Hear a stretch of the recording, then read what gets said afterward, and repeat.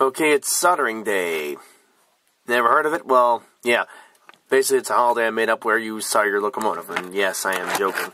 Anyway, the next step in getting this thing ready to run is going to be to solder every last one of these connections together. I think I'm going to do this off camera just to make sure I get everything straight, and I'll go through it in detail what I did, because I have done several soldering tutorials. I've done a few of these already where I've soldered things together. Just makes it easier for me to proceed. So, yeah, I'll pick it up on the flip side once I get this soldering done, or at least mostly done. First step tonight is going to be to attach all 4 of these pickup wires. Then I'll deal with the speaker connection, which I'm going to have to also install the speaker. Very simple to do. And then I'll deal with getting the what I want to do also is get a Mars light in here. I have to figure out where the common line is on that. So I'm going to have to look at a schematic for this and confirm I have the right enough wires. Anyway, first things first, let's connect all the wires up on here. On the pickups, and I'll take it from there. Alrighty then. As you can see, I've done most of my soldering connections. I've connected my positive and negative terminals up on all the wheels. I've also connected the motor drive up. I have already sort of pre-tested it to see if it would work in general, and it does. The next step with the power off, mind you, is I'm going to install the decoder back in place, is going to be to test to see if these other connections I did came out right. Let's now just place this on top.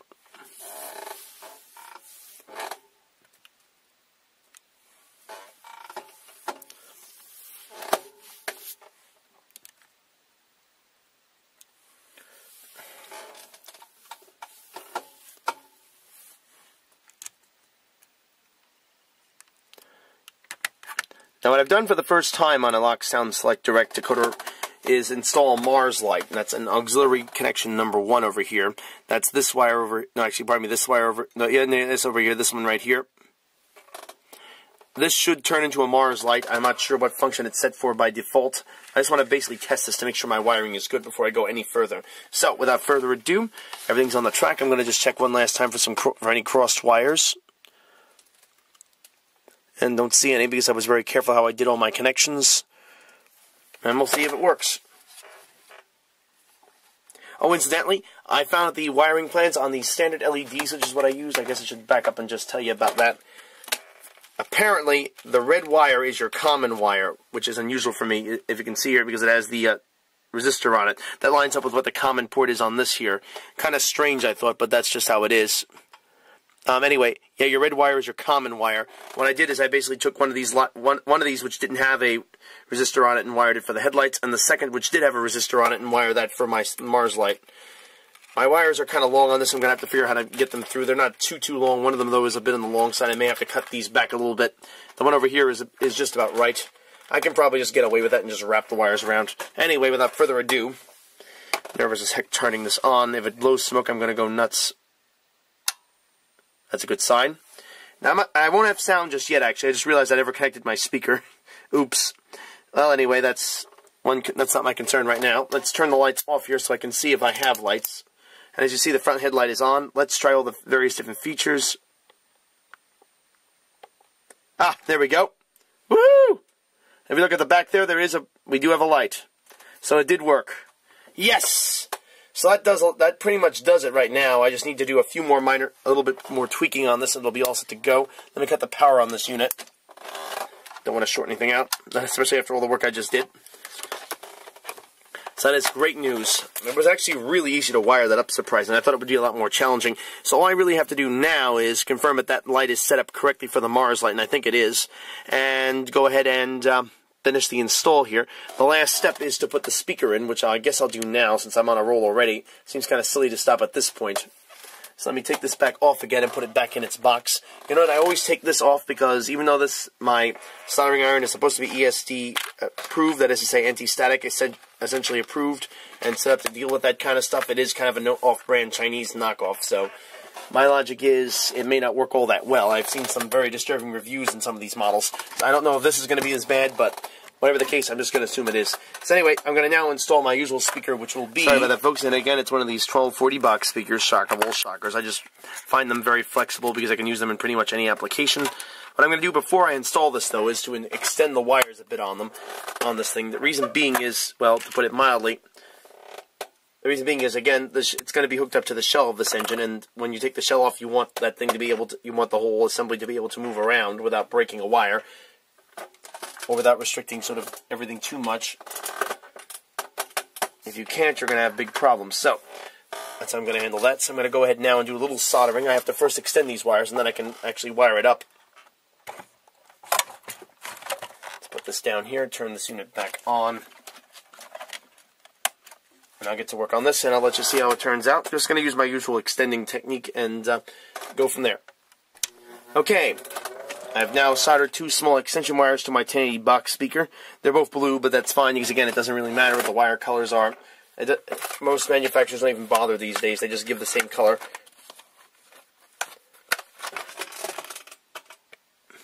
Before I fire this up, though, I just noticed something I don't like. Put this down over here at the top. Damn, too much flux right on these connections right over here. Any electric manufacturers tell you not to use that. Problem is, my logic is if you don't use it and you get a dry connection, you might as well not connect the wires anyway because it'll never work right. So I'm just going to go over here carefully and just carefully dry up as much of this flux as I can.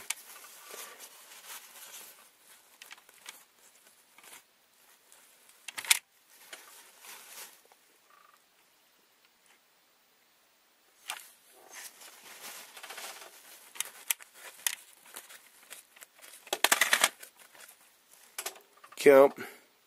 It's pretty good. Let's give this a try now. I got my little plug I pulled out of the package again. Gonna now carefully place this in the mounting area, like so.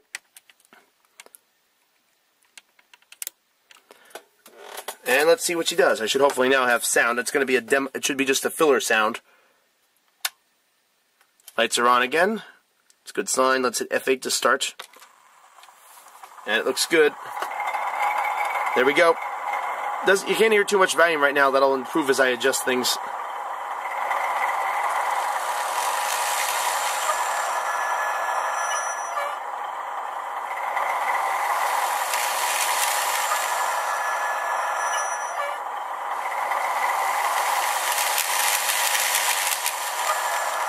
Just testing the motor to make sure it runs well. What I'm doing is holding this in place and seeing if I have any cracked gears. Before, when I tested it, it was actually making a popping noise, which tells me the gear is cracked. But it seems fine now. It's kind of useful for a brand new wheel. It's set to fail right out of the package, but then again, the Lifelike's Proto 2000 models used to ship like that. So anyway, that takes care of that. Power the thing down. I want to shut it down properly. Cut the power to it so we don't have any shorts. I can get rid of my test track now, and I can now begin the final assembly on this unit. One of the things I'm going to do before I do the final assembly, though, is to install my coupler. And I said coupler in the singular sense because, well, I'm only going to put one in there. I could show you the back of the engine here, as you see, has a coupler on it. The front has one too, but I don't think I'm going to bother with that. I'm tempted to cut the front one off the truck. For the time being, I'm just going to keep this one. I'm just going to keep it like it is. I'll install one on this rear section right there. That little thing sitting out there. To install one on this unit, I need a metal coupler box. I have my supplies over here. This is actually the same I use for my coaches, so I should have them stowed over here.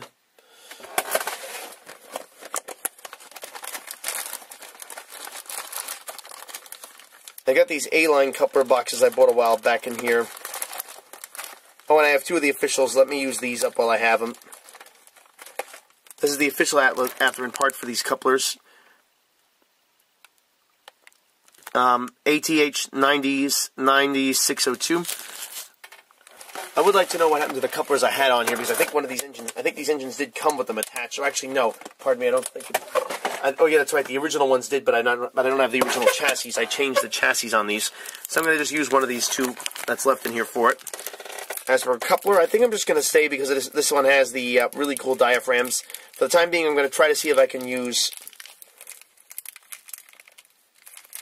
just a standard length coupler so I can exploit the diaphragm and make it look correct when it goes around curves. If that doesn't work, I'll change my strategies later on. Put this right over here. Let me go pull now my standard whisker style coupler out. Ah, here they are. There's a bulk package of these I got a while back. Oh, good grief. Thank goodness they didn't open up on me. Sorry about that. So this is the one I've been using a lot more. These are KD style couplers. They're a self-centering whisker coupler. Nice thing about the whiskers is that you don't need to have a spring in there. Those of you who are familiar with KD couplers You know, you have these charming metal springs you have to always have in place. Here's one of these now. It looks like it's in good shape. Let me actually go grab one and show you what it looks like.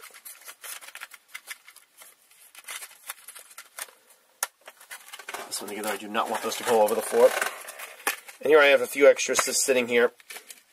You had these springs right here. These sit inside. These would sit inside, and they would basically provide a spring for the coupler, and they tended to wear out, and you'd have to also assemble them together with the coupler. And this could be a real pain to get them to fit just right.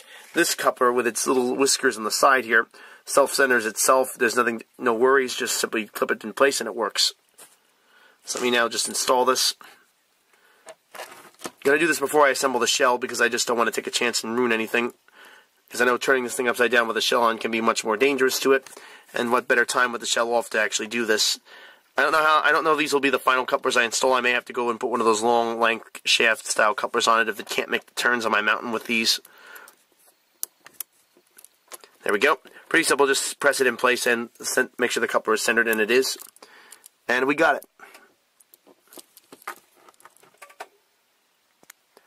it. Not sure how long that'll stay on, but again, I'm just here testing it.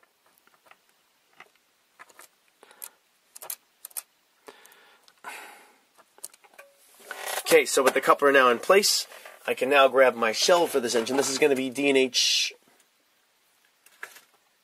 I think I'm going to need to wash my hands before I touch this. One moment, please. Okay, so here's what I've done. I've drilled this hole right in the front here. And I've got my standard headlight pushed through here. I had to squeeze a little bit, but it just barely fits, which is what I wanted, so now it'll be held in place firmly. Just going to make sure these wires are clear here. This truck needs to be able to swivel back and forth. That's the only concern I have now.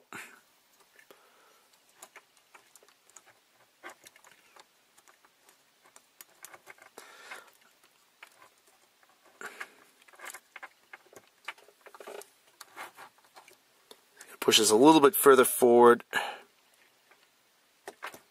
I think that'll do it. Top light now, the Mars light will poke through this top area right here. The original headlight mount.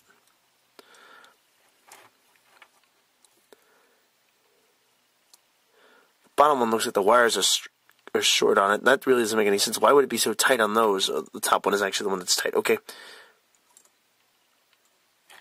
Oh no, that's the bottom one. I have them backwards. Ah! Good Lord.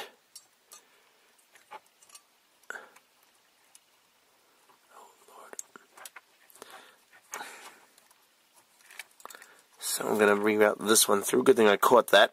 Okay. Well, actually, yeah, this actually fits better. Is this wire here has more room?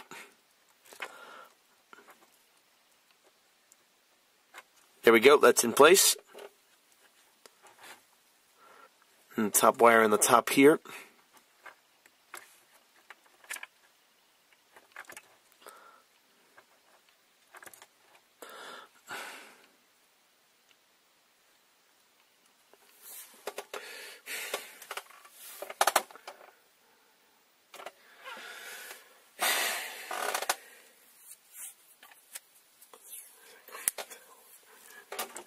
Okay, that's all set. I'm just going to now attach this to something.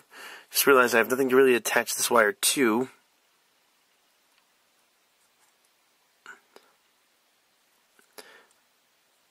I think I'm just going to bundle these wires together so they don't get any ideas.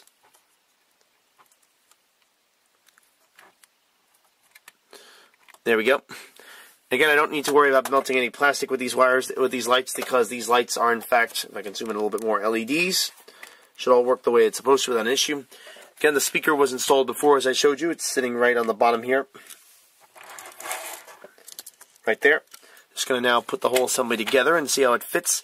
What's nice about these is the couplers are set up differently. There's a pilot in the front here for another coupler, as you see on the front. This little stub here. But I'm not going to bother putting a coupler on there. It doesn't really look realistic the way this is designed. The other thing, too, to be concerned about on this unit is that the couplers are, in fact, truck-mounted, which might be an issue running my equipment. I hope it won't be, but it might be. I haven't really checked to see it. I think the other one I have is also truck-mounted, the older one I have that I got at a train show years ago. I'll do more of a story on that.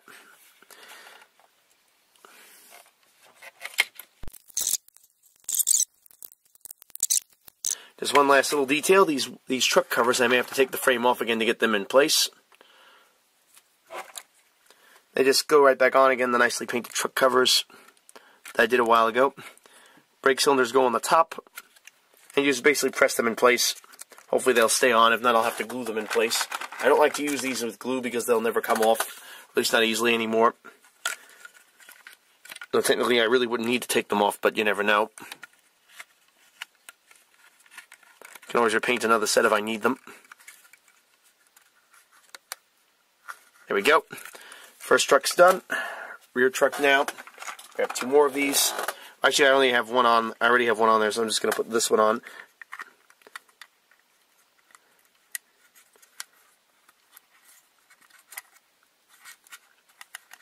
And there we are. And just like that, my project is complete. And if you look at her, wow. I am abundantly happy. Looks beautiful. The original owner did do a good job of detailing this thing. And see, it has the. This is what I like on it. It has the diaphragm already installed on the rear, and a few of the nice little touches to it. Everything else, it really looks great. So now the next thing I'm going to do is just briefly retest this one last time. I have a little water here because I had to clean up the shavings I had before. Get rid of that. And I'm going to now retest this one last time to confirm that it does still work. Then the next thing I have to do, and I'm still not done with it yet, and I'm not going to do that part tonight, but is to program this engine to get it ready to run. And then after that, I'll probably start working on the next one, or maybe just do a little project in between it. Where the heck is my track? Oh, there it is. Well, as you can see, I got the problem fixed. I had to basically manually guide the wires in from the front nose using the back of a paintbrush. I'm going to have to find a better way of securing them. I'm probably going to wind up having to get myself a hot glue gun, as they call it, I think. Anyway, that'll do pretty well for that. So yeah, a hot glue gun is in my future. I think that's the only way I know I'm going to be able to secure this correctly. Again, the headlights have a sort of a bluish tint on the top. I'll live with that. That's just how it is. That's the lights I had to work with. The bottom one is a little bit different. These were off of 2 different engines I had for parts, which I just stripped down to make it all work. But yeah, looks really good. I'm all set now to move on to the final step, which is going to be to program the sound and do a final test of the engine. That'll do it for this video. I'll see you in the next one. Take care.